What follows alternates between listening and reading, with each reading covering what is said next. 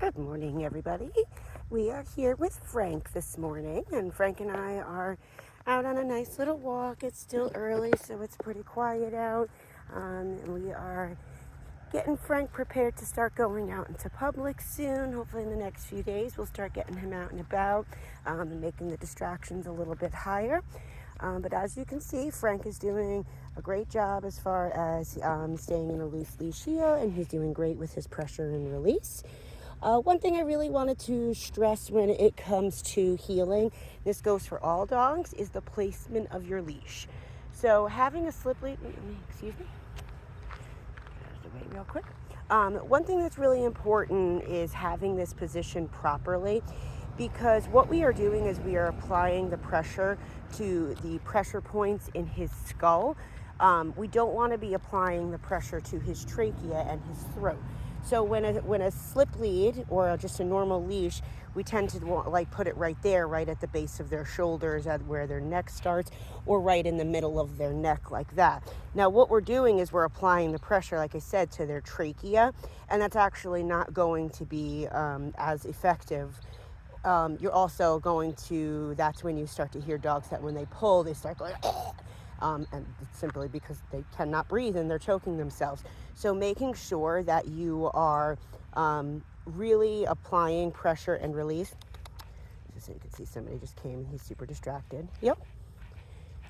So for Frank, I don't want to get off topic too quick, but for Frank, I say he is a type B dog, where distractions are going to be too much for him to just sit in a sit position or in a calm state of mind and let the distraction go by.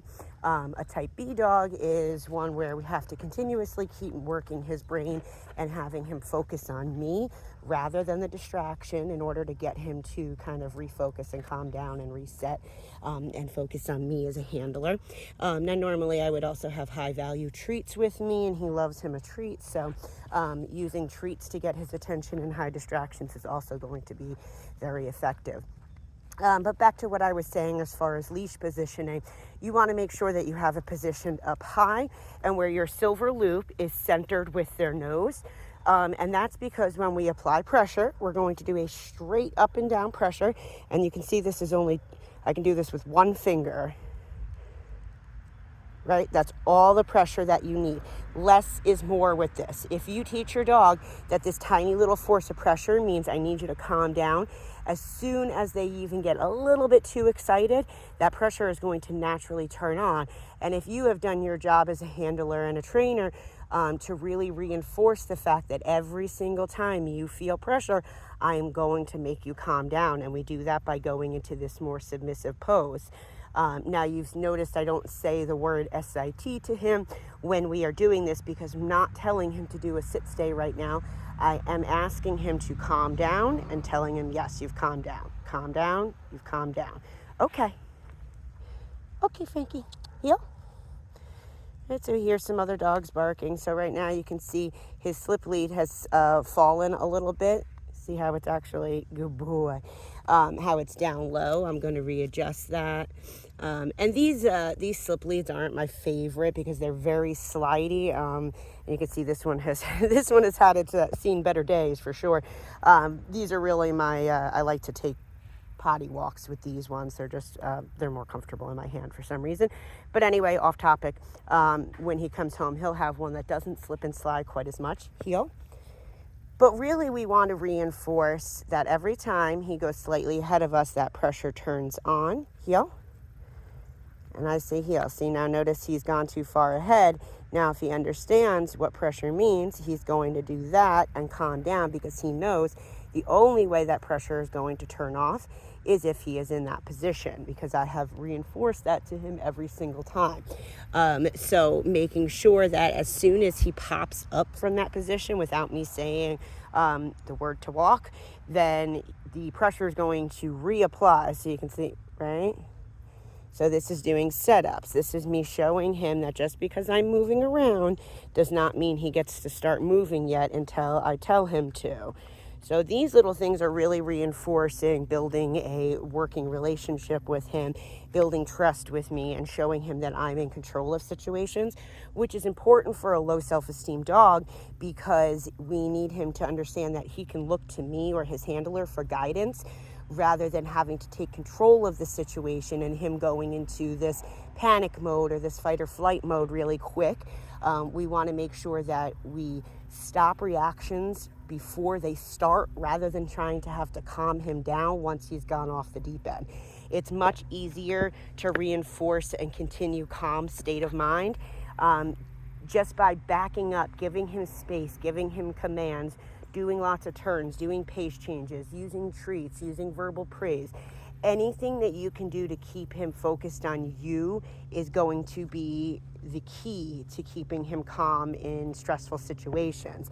If you kind of just force him to go past another dog and he's already freaked out, and then the dog gets closer and he starts panicking more, you know what I mean? It's just going to start building up more and more and more. So we want to make sure that we're continuing to keep him in this calm state. He's such a love bug. I love you, Frankie Dinks. He is such a sweet boy too, and I really... Wait, let's fix you.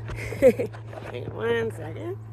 Okay, now that we've got him fixed up. So again, you can see it's already starting to slide. Now if I let him pull through that pressure, I'm the one that's reinforcing that we move when there's pressure, and it's really, really important that you never let him move ahead with any force, especially since he has such a strong pull, and when he is determined to get to something, he really does it. Oh, you can see how he changed his positioning to even more calm. He's like, okay, I guess we're going to be here for a second. Let me make myself comfy, which is good. Taking him for a walk doesn't necessarily mean you have to get him, good boy, buddy. You have to take him for a 2-mile walk, right? It's more about working his brain and giving him some physical exercise on top of it. But giving him mental exercise is going to be way more tiring and way more effective for really any dog, not just Frank, but any dog, because you're wearing out that brain, and it's going to make him just way happier in the long run and feel a lot more comfortable about himself. He'll be a lot more tired. See, that's why I hate these leashes. I always seem to have this leash on when I randomly decide, let's go take a walk. Right, so I'm really reinforcing as soon as he gets ahead, I'm using a yellow light. So this is a red light, which is a full-on, we need to stop moving and go into a calmer state of mind. If he is, even his nose is slightly ahead of me, he cannot be following me if he is there, right? He can be following me if he is right here. He has to be able to go where I go. So if you can't make a left-hand turn without bumping into him, he's too far ahead of you. Even right here, if I turn left right now, he's going to get bumped into.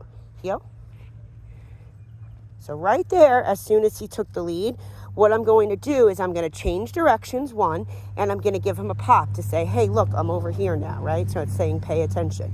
This is always going to be loose, except for when I need to communicate. Pay attention, right? Good boy, Frankie Franks. So that time he turned a little bit faster. So the more turns you do, the more you're keeping him focused on you. If you go in these straight lines at the same pace, he's going to lose focus on you really quickly because there's nothing else to look at. There's nothing else to focus on, right? If you're making him do all these turns where I'm just randomly turning left, randomly turning right, doing zigzags, going really slow, speeding up, anything, random stops, those are how you're healing with him. You're playing a game of follow the leader when you're healing, and if you're not doing anything for them to follow, they're going to lose interest really fast. Just like if you were playing a game with a kid, they're going to not want to play with you if all we are is just follow the leader straight down the road at the same pace. That's super boring. So keeping him fixed on you, so you have 3 options when your dog gets ahead of you. People always ask, how do I know if he's too far ahead? 1, if you're asking yourself that question, he's too far ahead. You should never even wonder if he is. You should always know, I've got control of him, he's following me. I'm not kind of forcing him to go where I'm going, right? You want him to be like actually following where you are going. 2 is ask yourself, can I make that left-hand turn? Right there is when he kind of picked up his pace. Now I can't turn left anymore, right? I can't turn left until I'm about here. So I'm using my leash to give pops, and you can see how ineffective it is when it's down low, right? Again, I don't have a safety on this leash, so it's hard to keep it right there. Now, it's important that you keep this really loose. I know right now it looks like there's tension, but there's none. I just have to hold it right there so that it stays up high. With the other slip lead, that doesn't happen quite as much. But holding your leash appropriately is really important. A lot of times when people have like pit bulls and big strong dogs, they tend to want to wrap the leash around their hands and keep this tight grip on the leash. You don't want that. You really always want your leash to just be resting on your fingers so that you can just do on and off or pressure, a quick pop for pressure and release. Good boy, Franks. All right, so just a little pop right there. As soon as he started to get ahead of me, I told him, no, don't go any further, right? Pay attention. You're about to go way too far. So if I stop him before it gets too far, it's a lot easier to control it. Just like reactions, it's a lot easier to keep them calm than it is to calm them down once they have already reacted and their adrenaline is now pumping. You know, science is science, it's biology. When their brain activity starts going up and their adrenaline starts pumping and their heart's racing, it's not going to be as easy to calm down, just like people when we get upset about something and people are like, calm down, right? That's the worst. It's easier to stay relaxed, and when you know you're about to get stressed out, calm yourself down, bring yourself out of the situation, do whatever works for you as a person to keep yourself calm. Same goes for the dog, right? You have to understand what his cues are. You have to read his body language. You have to know what sets him off. And you have to be a strong, consistent handler for him. He needs somebody that's going to tell him, I got this. Look, do this, do this, do this. Instead of doing that, you can do this instead, right? Start moving. So like, let's say I see a dog coming up the street right now.